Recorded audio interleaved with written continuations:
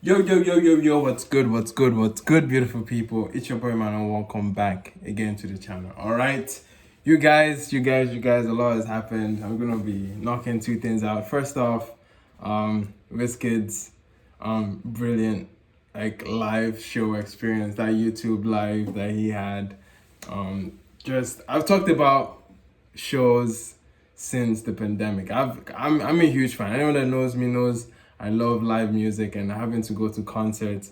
I even started reviewing concerts, man, on my channel, my main channel. I saw Adekunle Gold live, and man, I've always wanted to, just like, especially since the pandemic, I've always wanted to go back to any live show that seems to be brewing up eventually, obviously with safety precautions, but nothing is coming back and doesn't look like anything's coming back soon. So we have experiences like the one we had today with Wizkid's YouTube live, and I've always wanted African artists to jump on that wave of having like virtual concerts. I was seeing a lot, like, I was just seeing a lot of opportunity there in terms of like getting creative. This is an opportunity now to like get creative and bring out something that has never been seen before, and try to like make the best out of the situation that we're in. I know a lot of them would love to have shows tour the entire globe, but now they can just like knock all the entire like universe just with the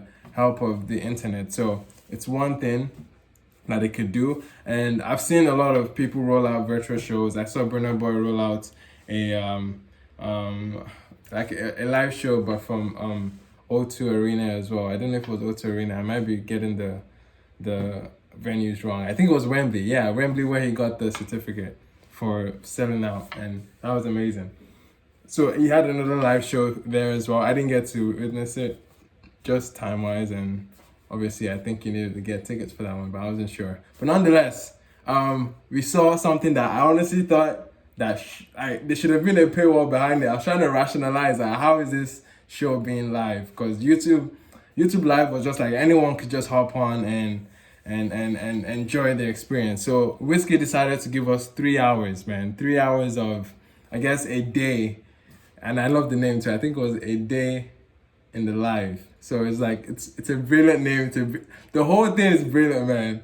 Like, A Day in the Life, having to play with words like live instead of like live show, and like, it was just brilliant, man. A Day in the Life, and we got 3 hours witnessing a whole lot of detail about this man that I don't even know you can get. And because usually I see live shows as an opportunity to almost meet an artist in a sense. You know what I mean? Live shows is like, some of them have their meet and greets. Yeah, usually in a normal show, they have meet and greets and everything. I've always thought having live shows is another opportunity for an artist to give off a little glimpse of their personality, give us a little glimpse of like getting intimate with their fan base. And that was one of the reasons I even loved Adekunle's live show. He would talk in between songs, and just banter with guys, just chat, like, or just goof around. I love seeing stuff like that. And usually when I go to a live show, that's the one thing I'm looking forward to, is like, okay, I can get to see like a side of this person, and I get outside of the music and get to know, almost like I know them. I've left the show thinking, oh yeah, I basically met this guy, basically. But with Wizkid and what his show was, I got a whole lot more than just like me. Like, I don't know, for me, Sha, like, getting to know his entire, like, what the build up to a show looks like for him, and getting to meet his family and his team, and like just having to see what a life looks like for him. And it was just brilliant how they did it. The whole thing starts with him in the studio with P2J and Malik Berry, and they're just touching base on the song, and you can even hear Wizkid record a song that he's going to like obviously release at some point.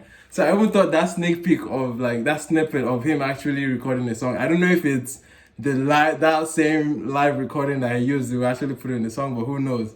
But I thought it was brilliant way to kind of like, I guess, make a reference to a future song. So that was nice. That was cool. The whole thing was led and hosted by Julia Deniga, an amazing interviewer and journalist in the music scene. And she kind of like, again, we got to see a glimpse of her too. Like, she kind of like, she was a good character to have.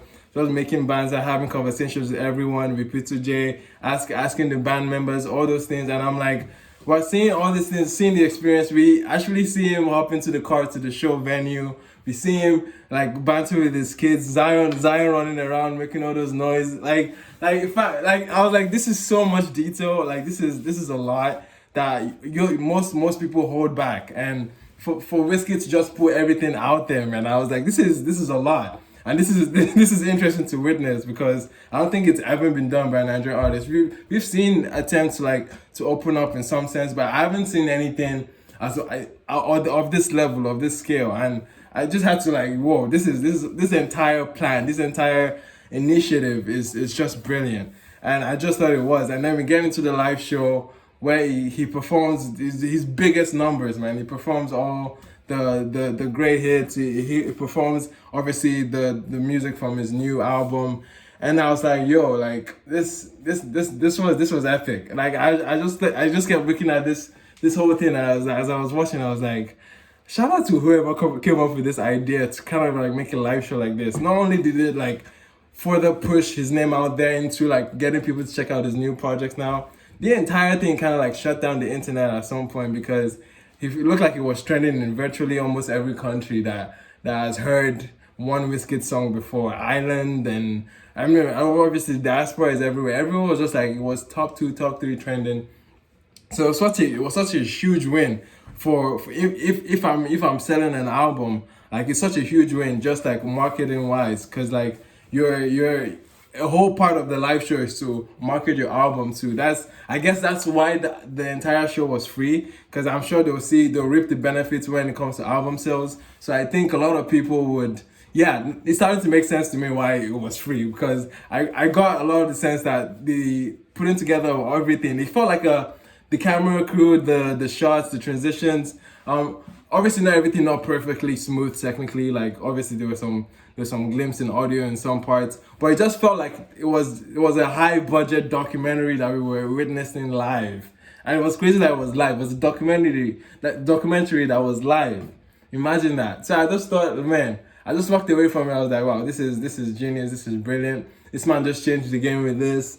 And I'm just like, okay, now I'm going. I want this is the bar. This is the benchmark right now for virtual live shows. I like if anyone is thinking of having another live show, I'm expecting this level of intimacy, this level of opening up, or this level of like just being great and owning your greatness and just being like available. I feel like that was the biggest word out of it. Wizkid made himself available on this one, and like down to the main meat of the entire thing. The whole thing was building up beautifully as we were getting to the venue and Julie interviewing the band, and then we get to the actual live show and you can see the lights, man. I'm a huge sucker for mad screens, and you can see all the references too. Like we can see all of the NTARS images coming up, and we can see a lot of like the whole thing was just like, I was just in awe of the level of production that went into it, and it was just like, wow, it's brilliant. And then you can hear him when he was singing on Rodrigo Legba, also making references to the NTARS and kind of remixing it, and I was like, wow, using this avenue to push that message even further. It was just a nice touch for the entire live experience. And it just got me thinking, man, like, wow, like I need to give Made in Lagos another listen now, because a lot of people are asking me, so how do I feel about Made in Lagos? No, like to be fair though, albums, when you experience the album live, it's a whole different feeling, and once you walk away from a live show, you feel differently in some sense. And I definitely feel like, again, many of my comments in that review of Made in Lagos still remain the same. I think it's fair to say like it's definitely an album that made a statement for his career. He was blatant about the direction I was going about this album, even from the build up to the album. And for me, I wouldn't consider the album a perfection of that idea. I didn't think it was perfection, because again, I thought what makes an album for me is the listening experience, right? And from what I got away from the album, it was just a selection of songs where I could take away and say, okay, I didn't get the best full album experience from it. For me, I see album albums the same way I almost see live shows, that I wanna feel all those, like almost like the feelings I would feel in a live show, but except like you're giving me, you're letting me know, okay, this is the beginning, you're letting me know this is the end, and you're keeping me engaged throughout the course of the album. I feel like that's how I view the album. And for the reason why it's not like a 10 out of 10 for me, it's the fact that I was sleeping at many points. There were some points where it just felt like too redundant, too monotonous, and I was like, okay, you guys have heard all my opinions about it, but again, I still feel the same way. Like, I'm walking away with a few songs though that I have bashed on are in fact growing on me. People have been vexed about Sweet One. I know Sweet One has a sweet melody. It has a sweet melody, and that was pretty much that melody has been growing on me. That's the one that I can say confidently, like, okay, that's the melody that I've been vibing with and it's been growing on me. Nonetheless, I feel like the verses could have been stronger, but I feel like the main meat, the main cocoa of that song is the hook. And outside of that, I just felt like there were some moments maybe you could have trimmed the song a little bit less. You know what I mean? Trim it down and remove some of the emptiness that the song had, that the song came with. That I was just like, okay, like we could definitely like make the song even shorter. But nonetheless, Sweet One has grown on me. But I don't think overall the album as a whole, like I still see it as still an overly cohesive album. You know what I mean? Overly cohesive in the sense that my attention span wasn't able to survive all 14 tracks in the best way possible, you know. And that's the bar for me. That's like I want to be engaged in the album. I want to have a full experience for it. And funny enough, I feel like the show gave me an experience that I was missing in the album. You know what I mean? The live show gave me that experience that I was missing in the album. But nonetheless, I still see the album if not the same way. So I don't think that like my rating will be skyrocketing to any number. If anything, at best would be a 7 right now, at best.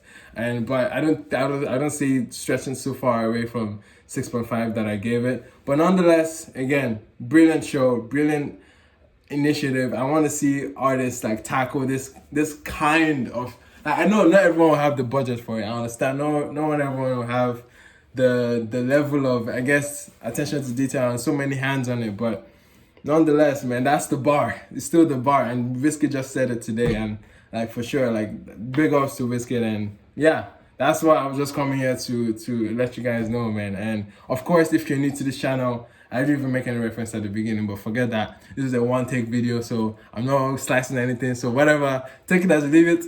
But anyways, thank you for anyone that stumbled upon this channel. If you are new here, I review Nigerian music, just music around Afrobeat and Afro culture in general. So definitely check out the other content. I have a main channel which is still under construction in some sense. God, I don't know when that channel is coming back, but we will be coming back soon. I'm still working on it on the back end. I keep failing at the verification stage, but we're working on it. By God's grace, we'll be back on that 4,000 subscribers channel. Right now on this channel, we're trying to build to 1,000. Okay, I think at this moment we're at 900 and something. So please, I beg you, as Christmas gifts, you know, if you have not subscribed, just subscribe to your boy. Check out the other content. Let me get watch hours, you know, and all those things and blah blah blah. But yes, nonetheless, thank you so much for watching, guys. I've been your boy Emmanuel, aka Power and Pappy. Take good care of yourself and locust beans to the end, bro. See you guys on the next upload. Peace.